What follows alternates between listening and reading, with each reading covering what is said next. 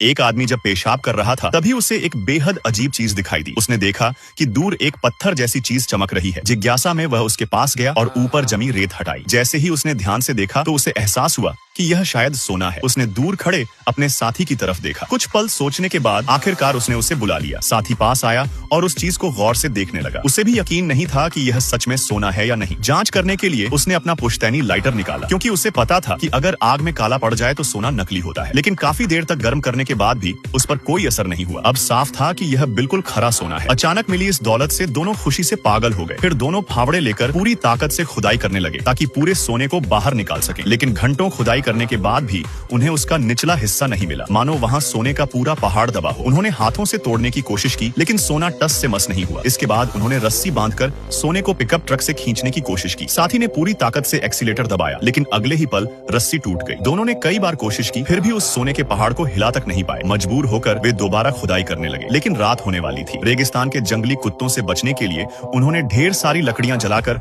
बड़ा अलाव तैयार किया। दोनों आग के पास बैठकर खुशी से झूमने लगे और सोचने लगे कि सोना मिलने के बाद उनकी जिंदगी कैसे बदल जाएगी। लेकिन असली समस्या अभी बाकी थी। सोने को बाहर निकालना आसान नहीं था। साथी ने सुझाव दिया कि उनमें से एक आदमी पास के कस्बे जाकर छोटा खुदाई वाला मशीन लाए, जबकि दूसरा यहीं रहकर सोने की रखवाली करे। फिर उसने बताया कि उसे एक छोटा कस्बा पता है जो यहाँ से 2 दिन की दूरी पर है। वहाँ जाकर मशीन ढूंढने में 1 दिन लगेगा और वापस आने में फिर 2 दिन, यानी कुल मिलाकर 5 दिन लगेंगे। इन 5 दिनों में यहाँ रुकने वाले इंसान को रेगिस्तान की भीषण गर्मी, भूख प्यास और जंगली कुत्तों का सामना करना पड़ेगा। साथी बोला कि उसे रेगिस्तान का ज्यादा अनुभव है, इसलिए वही यहाँ रुककर सोने की रखवाली करेगा। लेकिन आदमी ने बिना सोचे मना कर दिया, क्योंकि सोना उसी ने खोजा था। वह इसे छोड़कर कहीं नहीं जाना चाहता था। उसकी जिद देखकर साथी मान गया। अगली सुबह दोनों ने खाना और पानी बांटा। साथी ने यह कहकर ज्यादा पानी अपने पास रख लिया कि उसे ट्रक का इंजन ठंडा रखना पड़ेगा। जाने से पहले उसने आदमी को एक सैटेलाइट फोन दिया और कहा कि रास्ते भर इसी से संपर्क करेगा। इतना कहकर वह ट्रक लेकर वहाँ से चला गया। साथी के जाते ही आदमी ने सबसे पहले सोने को रेत से ढक दिया, फिर तिरपाल से अपने लिए छोटा सा छायादार ठिकाना बनाया। अगले दिन लकड़ियां इकट्ठा करते समय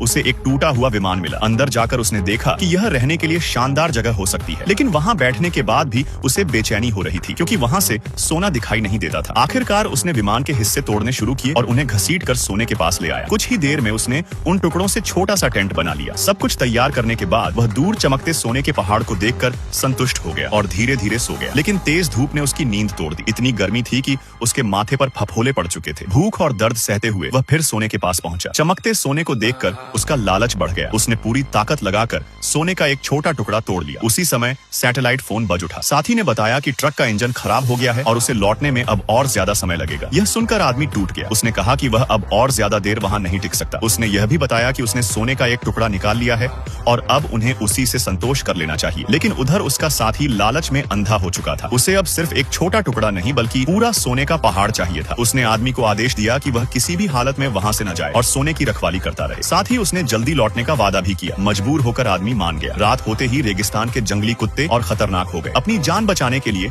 आदमी पूरी रात हाथ में मशाल लेकर उन्हें भगाता रहा। वह एक पल के लिए भी लापरवाह नहीं हो सकता था, क्योंकि जरा सी गलती उसे उन जानवरों का शिकार बना सकती थी। किसी तरह सुबह हुई। वह वापस अपने टेंट में जाकर आराम करने लगा, लेकिन चेहरे का दर्द और भूख उसे सोने नहीं दे रहे थे। वह बाहर आया और पानी से अपना चेहरा धोने लगा। तभी एक लंबा जहरीला सांप धीरे धीरे उसकी तरफ रेंगते हुए आने लगा। कई दिनों से भूख और प्यास से तड़प रहे आदमी को अब किसी चीज की परवाह नहीं थी। उसे लगा जैसे खाना खुद उसके पास चला आया हो। उसने तुरंत चाकू उठाया और सांप को मारने के लिए उसकी तरफ दौड़ पड़ा, लेकिन जल्दबाजी में उसका वार खाली चला गया। हाथ आया, शिकार भी निकल गया और सबसे बुरी बात, उसके पास बचा आखिरी पानी भी जमीन पर गिर गया। अब उसकी हालत और भी खराब हो चुकी थी। अगले दिन आदमी फिर विमान के मलबे के पास पहुंचा। वह वहां से कुछ और हिस्से निकालकर अपने टेंट को मजबूत बनाना चाहता था, लेकिन तभी उसने दूर एक इंसानी आकृति को अपनी तरफ आते देखा। यह देखकर वह घबरा गया। वह तुरंत विमान के अंदर छिप गया और जल्दी जल्दी सोने का टुकड़ा छिपाने लगा। फिर खुद को सामान्य दिखाते हुए बाहर निकला और ऐसा दिखाने लगा जैसे वह बस कबाड़ इकट्ठा करने वाला आदमी हो। पास आने पर महिला ने उससे पूछा कि वह इस वीराने में क्या कर रहा है। उसने सांप का जिगर निकालकर आदमी को खाने के लिए दिया, लेकिन आदमी ने मना कर दिया। तब महिला जानबूझकर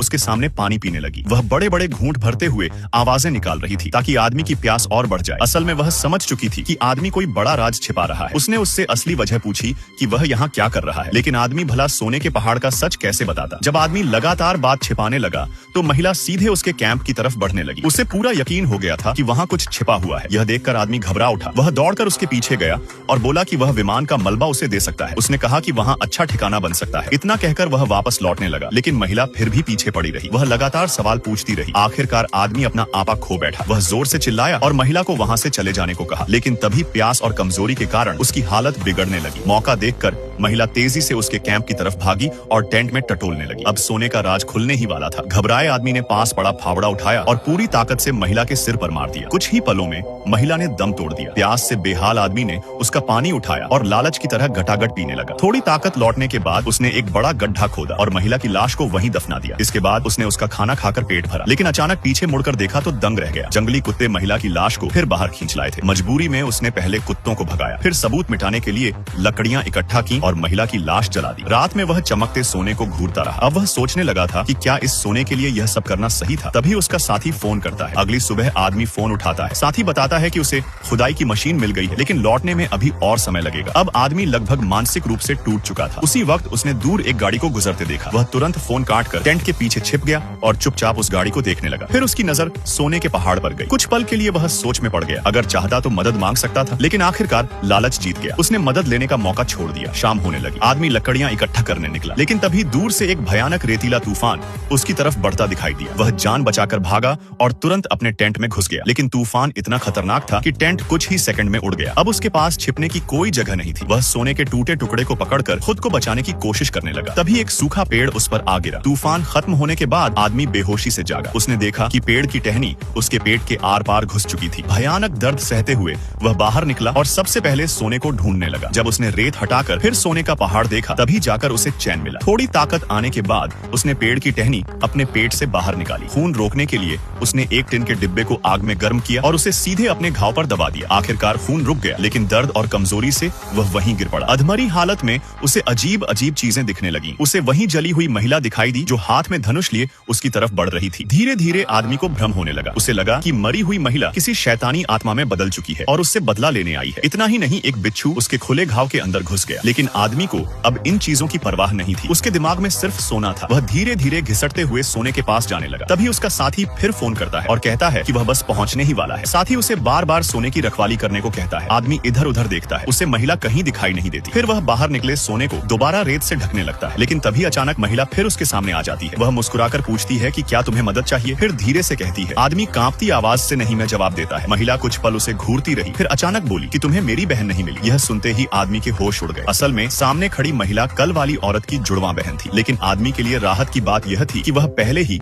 उसकी बहन की लाश पूरी तरह जला चुका था। यहाँ तक कि उसकी हड्डियां भी जंगली कुत्ते नोचकर खा चुके थे। अपनी बहन का कोई सुराग न मिलने पर महिला आखिरकार वहाँ से चली गई। उसके जाते ही आदमी ने राहत की सांस ली, लेकिन अगले ही पल वह बेहोश होकर गिर पड़ा। जब उसकी आंख खुली तो उसने देखा कि उसके चारों तरफ आग जल रही है। स्पष्ट था कि जाते जाते महिला ने उसके लिए अलाव जलाए थे ताकि जंगली कुत्ते पास न आ सके। होश में आते ही आदमी ने तुरंत अपने साथी को फोन लगाया, लेकिन उधर से वही पुराना जवाब मिला। इधर कई दिनों से भूखे जंगली कुत्ते अब कमजोर आदमी को देखकर खुद पर काबू नहीं रख पाए। वे झुंड बनाकर उस पर टूट पड़े। कुछ ही पलों में वे उसे घसीट कर ले गए। मौत के इतने करीब होने के बावजूद आदमी की नजरें आखिरी बार भी उस सोने के पहाड़ पर टिकी थी। लेकिन तभी एक चौंकाने वाला सच सामने आता है। दूर पहाड़ी पर उसका साथी दूरबीन लेकर बैठा था और काफी देर से आदमी की हर हरकत देख रहा था। जमीन पर पड़े सिगरेट के टुकड़े और खाली डिब्बे देखकर साफ था कि वह कई दिनों से वहीं छिपा बैठा था। वह आदमी की मौत का इंतजार कर रहा था ताकि पूरा सोना अकेले हड़प सके। जब उसने देखा कि आदमी आखिरकार मर चुका है, तब वह नीचे उतरने की तैयारी करने लगा। अब पूरा सोने का पहाड़ सिर्फ उसका होने वाला था। लेकिन जैसे ही वह आगे बढ़ा, दूर पहाड़ी पर उसे कुछ दिखाई दिया। वह गाड़ी लेकर